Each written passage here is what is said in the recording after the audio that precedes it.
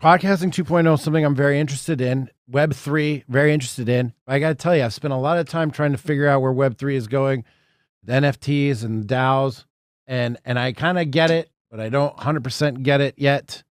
I know that we want to have everything be decentralized as much as possible and take the power out of the choke points, right? Because the choke points are where the network power gets limited. And if it's decentralized, well, then, hey, you've eliminated choke point. That's a big obstacle for network power. The other one is signal to noise ratio. Not sure how to manage that just yet. But I know I have a lot of content creator guys that follow me and listen. So can you just give us like a general overview, you know, if like a 101, if we can get guys that myself, other guys are listening, how do we move from this where I'm like, oh, go to Apple Podcasts, hit subscribe until Apple says you're toast. What problem are we trying to solve and how are we solving it? And really, like, how do we do it? Because you are the king and you're the one who's making this happen. So can you teach me up a little bit? Yeah, sure. Happy to. So podcasting 2.0 was brought to life for a very specific reason.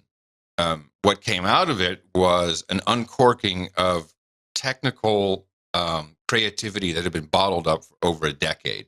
Because when Steve Jobs said, Adam, are you okay with me putting podcasting in iTunes? And I went, yeah, of course. Had a nice meeting with him. I also said, here's the directory. And, you know, because we had iPodder.org, it was a kind of distributed directory of podcasts, and I gave that to Apple. And I could have known it was a mistake when they introduced it, and the front page was all NPR, PBS. It was not really the Dawn and Drew show. It wasn't the Daily Source Code. I mean, it was in there, of course, and searchable. But I was so young and inexperienced, over the moon, in the spotlight. I just had a 1 hour meeting with Steve Jobs, one-on-one, personal, you know, on equal footing with my hour with Quincy Jones. And dang. And it just things were taking off. In hindsight, that was a mistake. It was an incredible error because I gave Apple a lot of power by them being in essence, the de facto on-ramp. You got to be on Apple because their index of all the shows was being used by almost every other independent podcast app in some form or the other. The only reason Apple had that open is because their app needed it to be open to function properly. So anyone could hit that API, but it wasn't really supported. It didn't have any cost. But also it meant that there was no innovation. So all the things that podcasting 2.0 has brought us, which is 15 new features, rotating images, as in chapters, transcripts, location, person tags, all of these great features, which we now have an equal amount, about 15 new podcast apps, and many existing apps are using pieces of it. That is just happenstance. The reason I called up my friend Dave Jones, and I've worked with him for 10 years on software projects that we've had great ideas, and he implements them right away, and they went nowhere. We use them for ourselves. We love our own little projects, and they're super cool and useful, but no hits. But all of it revolved around RSS aggregation, podcasting, show notes, structured data, all of this stuff. And so a couple things happened right around the time when I was on Joe Rogan 2 years ago. First of all, Joe announced he was leaving. That was interesting. Joe's leaving the ecosphere. So he's disappearing from podcast apps everywhere. Every podcast app you opened up, didn't matter if it was Apple or Spotify or Overcast or Podfriend, it would have Joe Rogan prominently featured because that's the number one podcast. That just went away. But then Apple also decided, in concert with Facebook and Twitter and maybe SoundCloud, I can't remember, a couple others, to deplatform a number of podcasts. And so the X22 report and InfoWars, when that was taken off of Apple Podcasts, it also went away from a lot of independent apps because they were all connected to the Apple index. That's when I said, oh no, fuck that noise. You don't get to do that. So we just need, and by the way, it was, I think, Marco Ahmed, he was talking about, if there was an alternative database. Luke Vonderhelm in in Finland said, hey, you should think about this. He's been around the block. He used to work at Nokia, and we go way back. And I called up Dave and I said, dude, let's just set up our own index.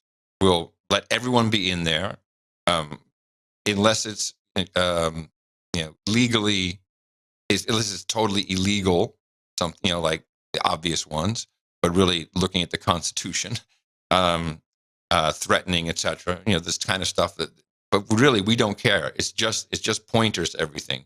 And so now we have 4.5 million podcasts. A lot of it is shit, of course, but we have an open API, so anyone can build an application. You can use, for web services. We have people doing stuff for car systems. We don't care. And just donate value for value. We need to keep our servers running. Send us money. Along with that came the second problem, deplatforming of money. We're seeing it everywhere. It's not broadly portrayed in the media, but it's happening. PayPal, all people just getting kicked off of systems, right down to credit card processing.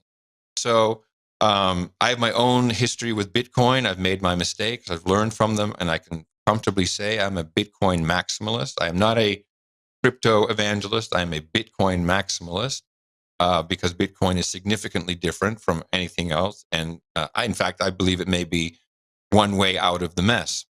But what has always been promised to us is this concept of micropayments. Yeah, you'll pay for per paragraph you read. And my personal Bitcoin guru, well, I have a couple, Max Kaiser being one of them with Stacy Herbert, but also Dennis Parker, who I've never even met Dennis. I'm sure it's not his real name. He's a Dutch Bitcoin consultant, I think. But he said, Adam, you need to look at the Lightning Network. So I dive into this, and we're in the end of summer during the first year of the lockdown pandemic, and I order a Raspberry Pi, and I get to work, and I learn this stuff, and I go, holy crap, this is scriptable money. We can do the micropayments. And with my 14 years of value for value with the podcast, it all of a sudden became apparent to me, knowing that people will gladly give you money if you ask them to do it. Why not just bake a little Bitcoin wallet for small amounts into a podcast app? When you hit play, you can determine every single minute how much money. So let's say you think every podcast is worth $1 an hour. I mean, no one can argue that. That's very low money. So you can just split that up, and every minute of 60 times an hour, a little piece of that, a fraction, 1/60th of a dollar, will go to the podcaster directly from your wallet to the podcaster, not via any other system, directly. That's it. But one-to-one. So when you're playing, you're actually giving value back at your predetermined amount while it's happening. It's a simultaneous transaction. You're getting an MP3 is just ones and zeros, and they're sending value back, actual money in ones and zeros. Now, if you're listening, all of a sudden, holy crap, that was hilarious what Jack Murphy just said. Boom, I'm going to hit the boost button. I'm going to send 50 cents or $1 or 150. Maybe I want to hold down the boost button and I can put a little message in. You're killing it, bro. Which then you can see on your end, you see the message, and you also know exactly when that happened because we send along the timeline information. But you don't know this person. You only know their alias that they can choose to put in or not. But I'll tell you, Jack, when you're watching your wallet, your podcast wallet, and you see 5 Satoshis, it's nothing. It's a fraction of a cent. 5 Satoshis, 10 Satoshis. Oh, there's 1,000, a boost. Someone at that very minute is listening and enjoying what you've done. It's an amazing feeling. So, and you can't interrupt that. So now you're not deplatformable. You can't be kicked off of the index, and you can't be kicked off of the money. So now we have everything we need for free speech. Of course, it requires a shitload of extra steps because we're not there yet. How do I set up my podcast for it? That part we're getting pretty good at. How do I get people to buy Bitcoin, then put it into a wallet, then understand what Lightning is? All these terms. That's up to you and me, brother. We have to educate our audiences. That's how podcasting grew. We used to say, hey, man, find the little RSS orange icon, right-click on it, select copy link, then go to your podcast app and your podcatcher, then add feed. Now paste it in there. And oh, by the way, you might get all the old episodes, might download and crunch your bandwidth for a bit. But that's the curve we went through. So it's been growing, but already there's at least 1 million Satoshis a day floating around in podcasts being sent from listeners to podcasters. That's, you're getting up there in the amounts. You're getting up to, we'll soon see thousands of dollars flowing through this system. And there's a whole bunch of really interesting things that have come along with it, but this general basic concept of, will you please support what I'm doing by using a better podcast app, of course, newpodcastapps.com, and just whatever you think the show is worth to you, just stream that back to me. And if something's really great, then you can hit the boost button. We've had people boost us $300 in one go. It's been crazy. I mean, it's really, the system is working. Now, because of the adoption curve, it's just going to be a while. But I think if you can get 1,000 or 5,000 people who can, you can do the math. You can do the math. Whatever you need will come to you. This delivers upon the promise of true free speech. You have to have free money or freedom of money at the same time. Otherwise, you just can't have it just doesn't work that way. We need to have that. And that is ultimately the problem with all media, is it has to be paid for. They've chosen for certain models. The Silicon Valley model is very destructive for humanity. We were primed by the destructive nature of the advertising model. Not so much that there's dishonesty, but also the advertisements themselves.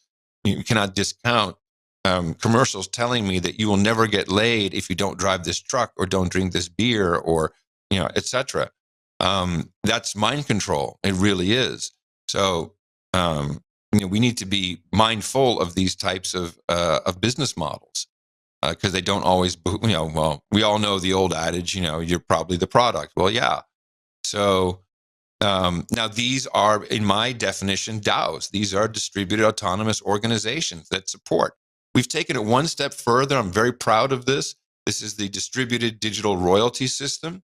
And the way it works is, first of all, you can control everything. That's the whole point. You can manage where your money goes, where your Bitcoin goes, but you can also manage a split.